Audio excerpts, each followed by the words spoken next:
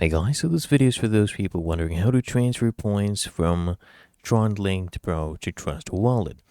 Now let me explain one thing, because TronLink Pro and Trust Wallet, they're both crypto wallets, but they don't use points. So if you mean TRX or TRC20 tokens like USDT, WIN, JST, then you can absolutely transfer them between the wallets.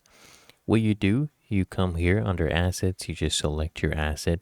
Let's do USDT, for example. Okay, you come here, click on send, and you can use your recent addresses. You can just paste it here as well. Use this one, hit next, and then enter the transfer amount. You can do max as well, so all your available balance, you can use that. And now you're confirming the transaction. Okay, see from which address to which address. Make sure everything is correct.